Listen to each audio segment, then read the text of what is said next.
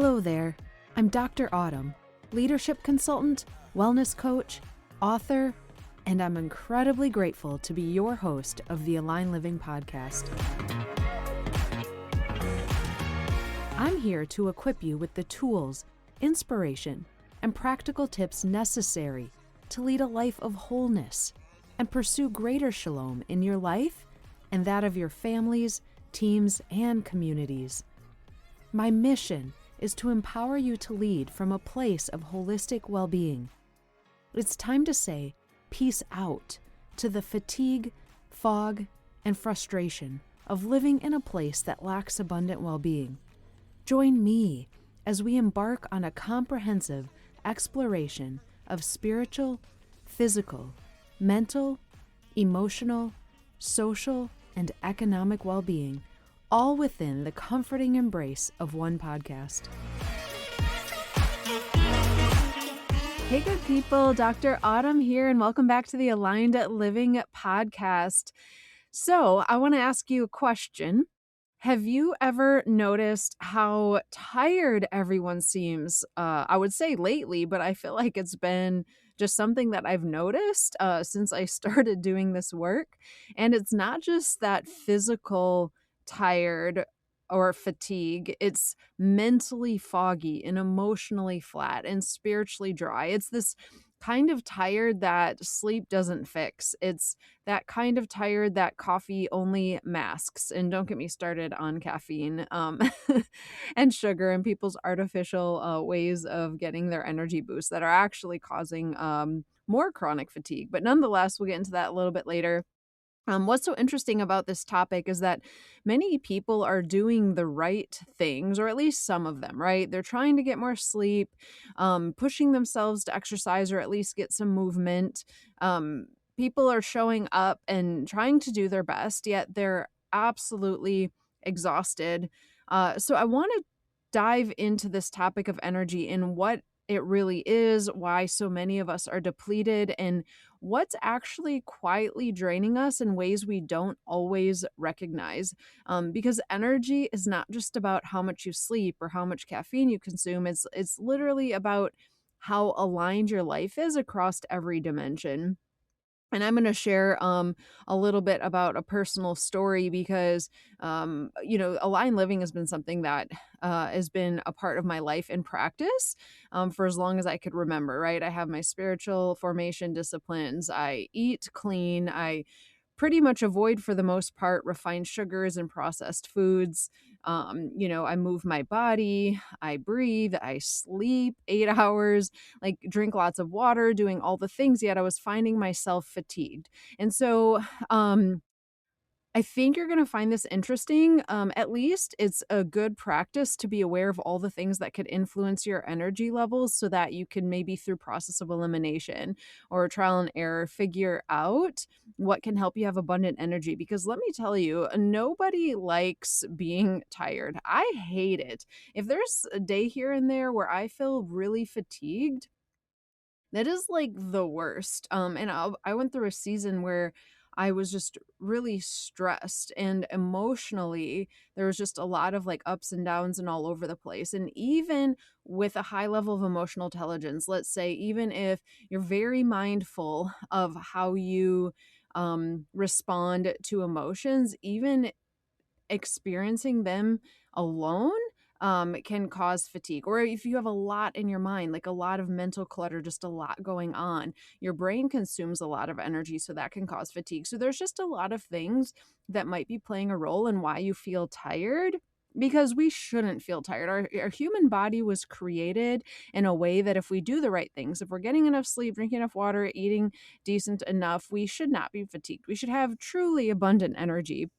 I remember back in the day when I did a lot more one-on-one health coaching, it was just wild to listen to people's stories of how much energy they had after they got done doing like a 30-day reset with me, because um people get so used to just feeling tired all the time and thinking it's normal. So I would say almost any topic that I've ever talked about, there's an underlying narrative that does not serve us. Generally, I would say in the culture and society, there's an underlying narrative. And I think one of them is that, fatigue is okay and living with chronic tiredness is just a normal thing. And it's not. That's a narrative we want to change. You should be living with abundant energy. And I think sometimes people just don't always know how to get there.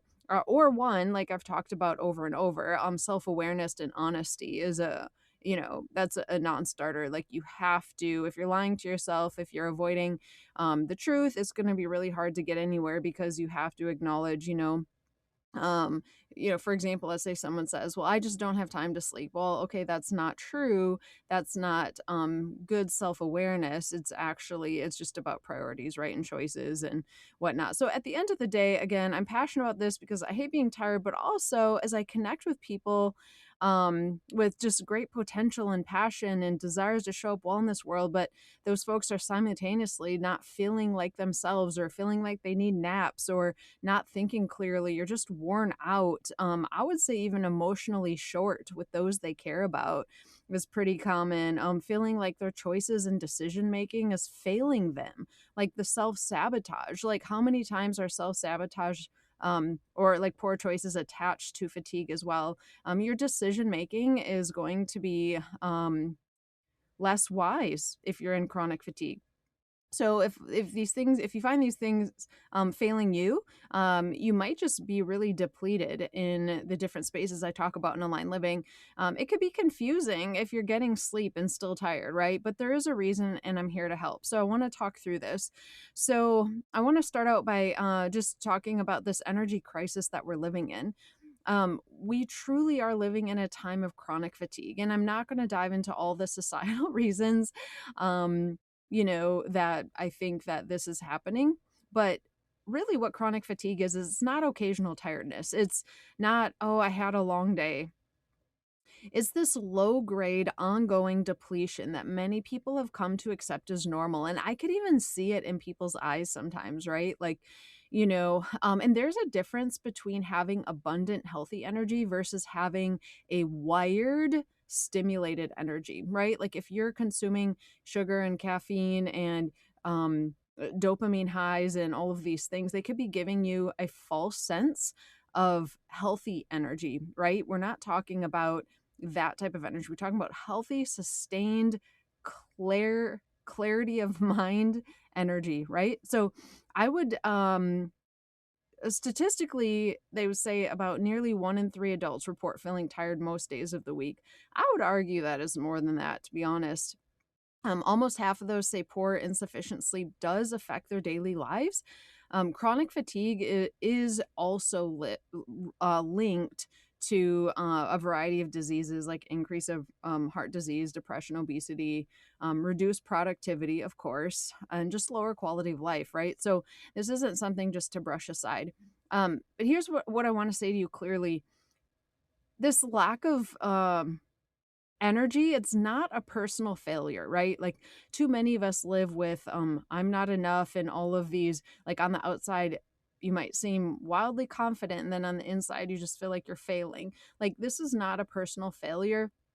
It's also not a motivation problem. Like I've done an episode, I believe, at least I know for sure I've talked about it in the Line Living community in my course, that motivation often comes after action, and action often comes from energy. And so it's just knowing what are the things that I could do to have healthier energy, and that can help your motivation problem, right? And this is also not about needing more willpower either. So many of the things that I talk about is just establishing rhythms that support aligned living. So this is more about living in a world and often just in rhythms. You all know I love that word rhythms, much more than balance or habits or anything like that, like rhythms of life. And so it's about living in this world that quietly drains energy faster than we restore it. All right. So though that does come down to choice. So there is by saying it's not a personal failure or motivation problem, I'm not saying that you don't have a responsibility in this, because you do, but it more so has to do with understanding what choices to make. So, I want to start out by redefining energy because we tend to think of energy as purely physical, but energy is actually your total capacity to show up in every way, right? Like energy is mental clarity. Energy is emotional regulation. Energy is spiritual vitality. Energy is relational presence. Think about that one, right? We all want to have healthy, fulfilling relationships in our lives. But you can be physically rested and still emotionally depleted, or you can be eating well and still mentally exhausted, or you could be spiritually hungry and not have the energy to pursue stillness. Ironically, right? But it's true. There is a restlessness that can sometimes come with fatigue as well. So this is why in Aligned Living we talk about energy across all 6 integrated domains. This is essential. Like I've preached this over and over that are that Aligned Living, all these domains are integrated. We cannot focus on one while neglecting the other. And again, these are spiritual, physical, mental, emotional, social, and economic well-being. Okay, so when one area is strained, it pulls energy from the others. Now think about that, because I've talked about before that, for example, if you want physical and spiritual wellness, you need to consider both and have goals in both areas because they're connected, right? But also think of it as if one area is strained, it's literally going to be pulling energy from the other areas and causing fatigue. So, for example, one of the most underestimated drains on our energy today is mental clutter.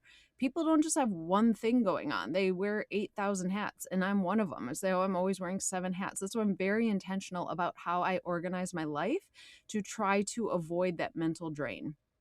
So, talking about mental clutter for a second. Now, mind you, I am not dismissing the importance of sleep. 7 to 9 hours of sleep a night is essential. I'm not just talking about disrupted sleep where you're picking up your phone every few hours. Like, that is not healthy restorative sleep. I'm talking about 7 to 9 hours of healthy restorative sleep. And I could talk about circadian rhythms and the importance of, allowing our bodies healthy, like hormone and chemical reactions to take place when they're supposed to, and all of that to help with sleep and alertness in the morning. Hydration, even a small percentage of dehydration in our lives causes fatigue.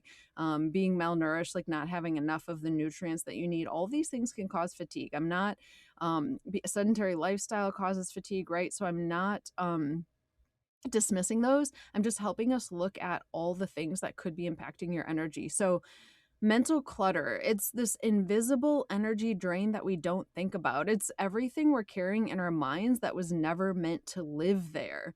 That's what happens when we have unfinished tasks, when we have unmade decisions or worry loops. Tell me about that. Like, I'm sure some of you have significant worry loops that just don't turn off.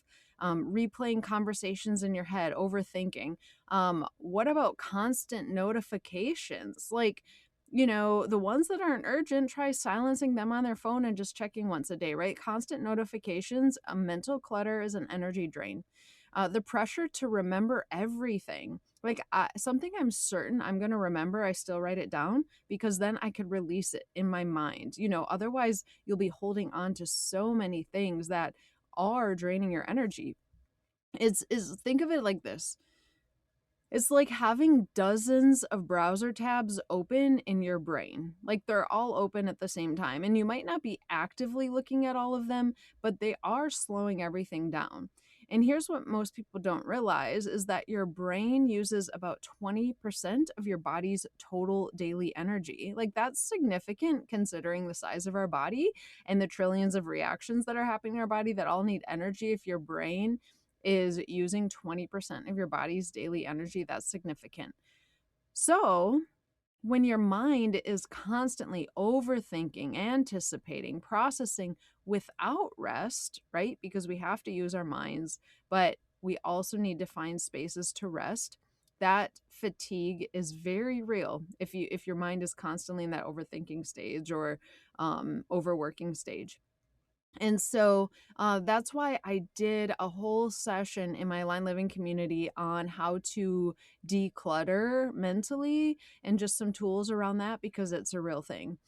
So, what's happening in the body when energy drops? Like, some of you intellectually like to understand the why. They're like, oh, well, people just say that, dehydration causes fatigue, but does it really? Like, what's happening in your body when energy drops? So, speaking specifically to mental clutter, because all these are unique topics, right?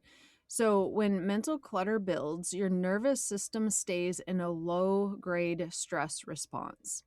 Now, I know all about this. This is very real. Like, you can feel good, but if you have enough chronic stress in your life where your nervous system is staying in this low grade stress response, it is like draining. It's like, um, when you get out of your car and you accidentally leave a light on, and that light, even though it's not a lot, is draining your car battery. So when you get in the next morning to turn it on, the battery's like drained just from that small low grade energy draw.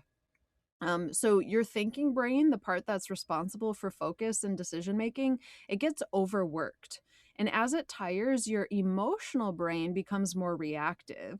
That's why this isn't just like, oh, I'll learn to live with fatigue. This will impact every relationship and every part of your life, okay? Because, yeah, emotional brain, when it's reactive, is going to hurt you or somebody else. Stress hormones like cortisol remain elevated in this state, which we all know, like constant elevated cortisol is not good for your health. And then your body stays alert instead of restorative. So our bodies were meant to do things, to be active, but when we are doing proper practices, we will enter into restorative modes. Let's say mindfulness or pause or silence, your prayer, right, helps your brain restore. When you go into a deep sleep at night, it helps your body restore your digestive system. That's why you're supposed to go 12 hours overnight without eating, allowing your digestive system to rest and restore, and also divert energy away from your digestive system so it could go to the rest of your body and help your rest of your body heal and restore, right? All these things, these healthy habits you've been told to do are for a reason, right? So this affects everything when you're in this like low grade stress response, when there's too much mental clutter. Your breathing could become shallow, your muscles stay tense, your digestion slows, sleep becomes lighter, therefore less restorative, emotions feel closer to the surface. And aka, I would say that also means your prefrontal cortex, your you know decision making, discerning part of your brain isn't as activated, right? Your body does not know the difference between a real threat and an unresolved mental load. So we can end up responding physically and emotionally to this mental load like we would a real threat in real life. And so it's really important to be aware of this. And again, the narrative that, we're just all so busy with so much going on, we justify this low grade stress response, this constant stress response in all this mental clutter. And we wonder why we're so tired. And then also why other areas of our lives are being impacted without even knowing that's the reason why. So this could also be why sometimes rest doesn't feel restorative. Like you get a really good night's sleep, you wake up, you're still tired. Like what other things are unnecessarily pulling on your energy? So keep that in mind, mental clutter as a tool. Now, when it comes to chronic fatigue, I have to mention sleep and circadian rhythms because this is the foundation of energy. And our bodies were created in such a significant way. So, when the sun goes down, it's time to get ready for sleep. Actually, when the lights start to dim, we get a boost of melatonin, which helps us sleep well, helps us go into a deep sleep. But the problem with technology and all of that, and people's just addiction to dopamine fixes and all of that, is that we are constantly like checking our phones even right before bed, or binging Netflix, or all this blue light in our eyes that's keeping our body's chemical response from moving into a state of preparing for rest. Okay. And so it keeps this stimulation like it's daytime, and so it makes it hard to fall into a deeper, more restful sleep. So what I'm trying to say here is sleep is not just about quantity, it's about rhythms. And so just like when we have small children and we're trying to get them, they always say, if you want your kids to sleep better, have a routine before bed. Actually, these types of routines help adults as well. Like a semi-consistent sleep time and wake time, even a routine before bed, limiting blue light exposure. This circadian rhythm that your body runs on is a 24-hour internal clock, and it's designed to regulate our sleep and our hormones and our digestion and our temperature and our energy. Like, it's significant, but we just are like, nah, whatever. Like, if I want to stay up, every other day till 2 in the morning, so be it, or what. But then we wonder why our health suffers, our blood pressure's high, we're chronically fatigued, we're, emotionally taxed. So when this rhythm's disrupted, your energy will suffer. There's no way around it. Some of the biggest disruptors today when it comes to sleep is just, again, those irregular sleep and wake times. It's very significant. Blue light exposure at night, stress and racing thoughts. That's why, journaling before bed, praying before bed can calm those thoughts, bring you to a centered place, really helpful. Caffeine too late in the day, again, something you shouldn't do. Overstimulation without recovery as well, okay? And so all of these things can disrupt your sleep cycle and how restorative it is. So let's say even if you're in bed for 8 hours and your rhythm is off, sleep becomes lighter and less restorative. So it's something to be mindful of. And I've had people tell me this before too. They're like, I got plenty of sleep. I don't know why I'm still tired. Like, I'm telling you why, right? Sleep is when your brain clears waste, consolidates memory, balances hormones, and resets the nervous system. Without consistent rhythms, energy never fully replenishes. We know intellectually that we have trillions of cells and chemicals and all these transactions taking place in our bodies to make them function, but we don't think about when or how that actually happens. If sleep is when a lot of these things happen and we're not getting restorative sleep, again, more energy drain.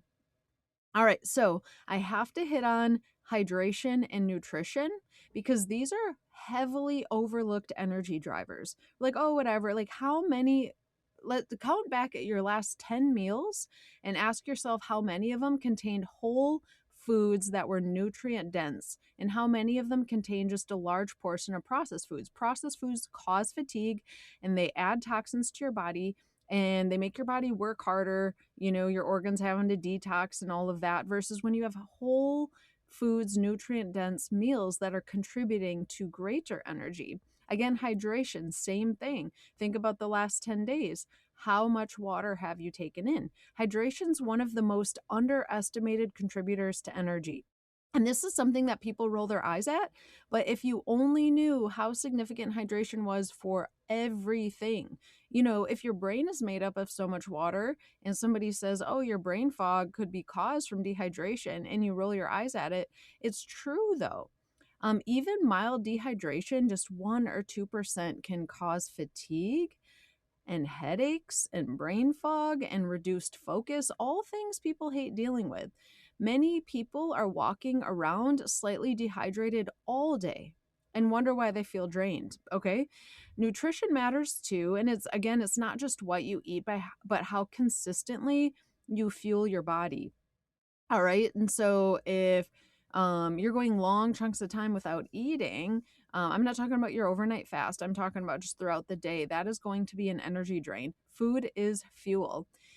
Highly processed foods and refined sugars, they spike your blood sugar and then crash it. And that crash feels like fatigue, but it also feels like irritability and brain fog. Okay. You can't put toxins in your body and expect no impact. Okay.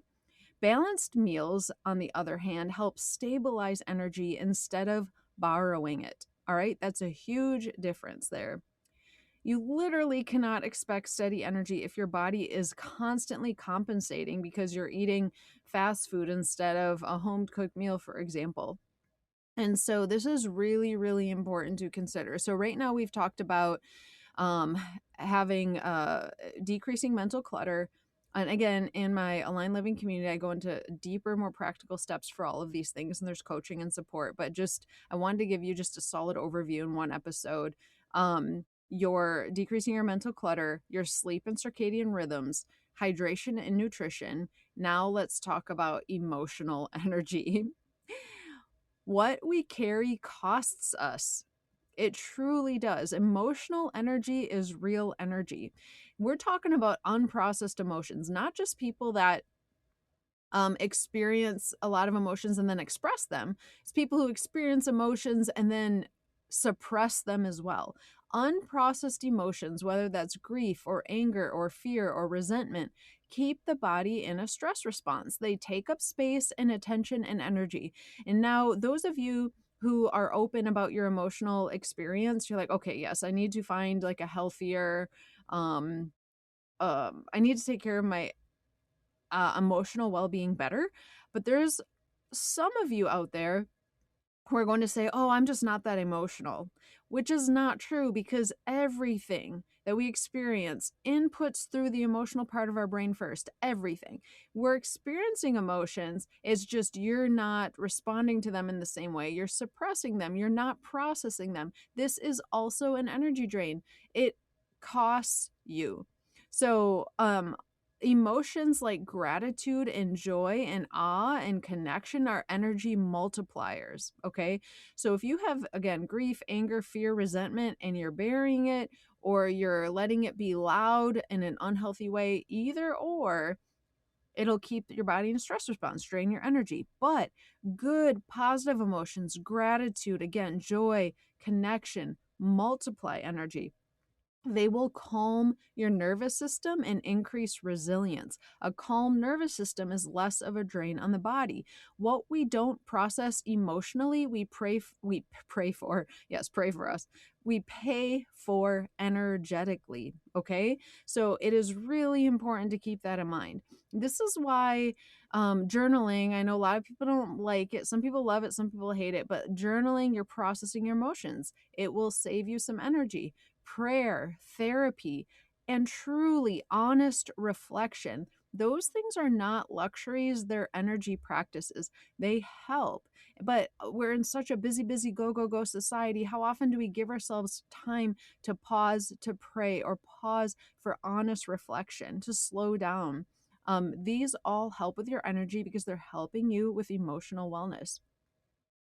So this cycle of chronic fatigue, this is the cycle I find people stuck in. Fatigue leads to poor choices. It just does. Think back to the last time, you made a poor choice. Were you tired? Probably.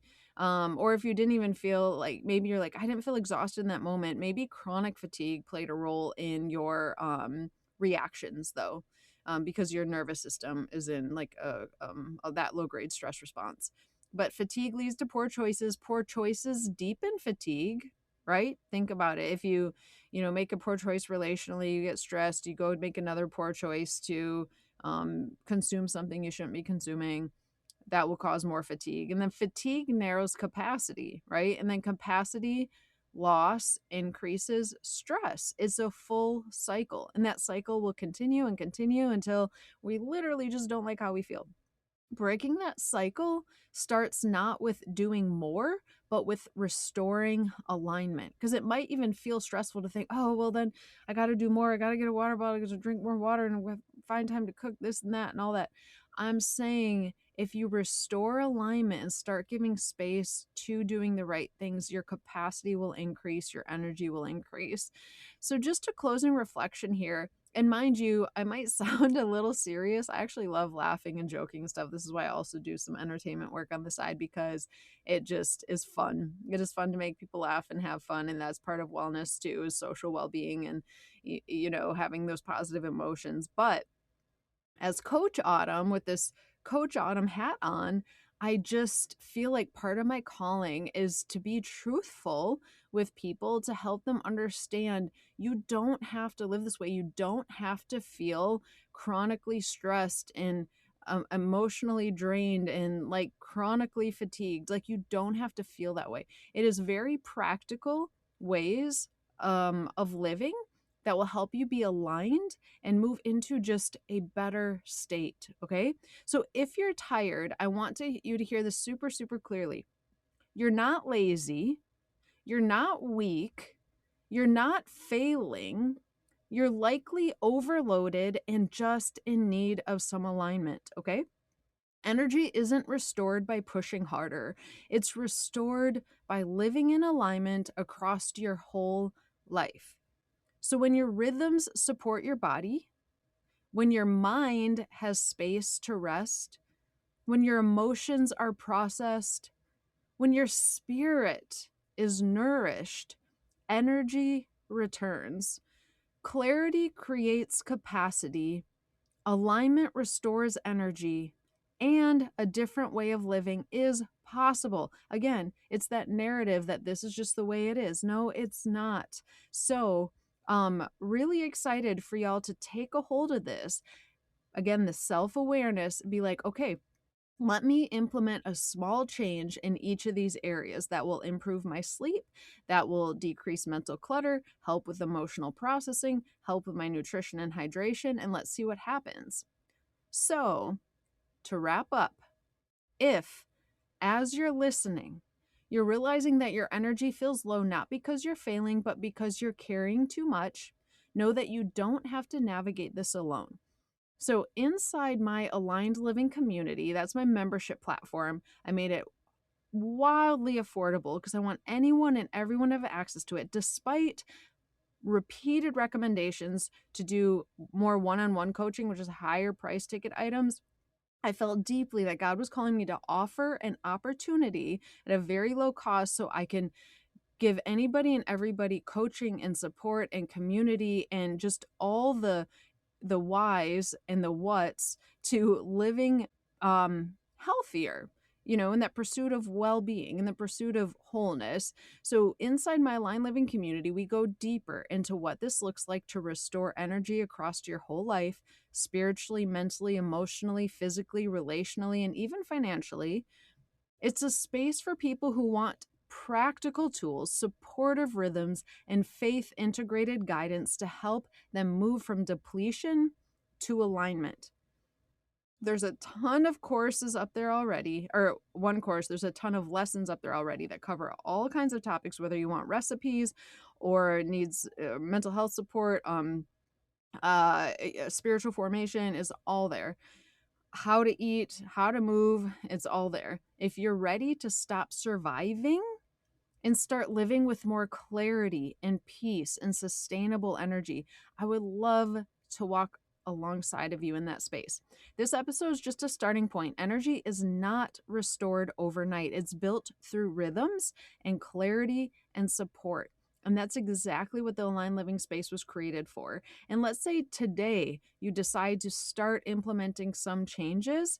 Just know that you need to give yourself time because it took time to get to the place where you're at. Maybe you're experiencing chronic fatigue. It'll take time to reverse that. So be encouraged, be persistent and consistent, and it will pay off. Again, thank you for listening, and I hope to hear from you soon.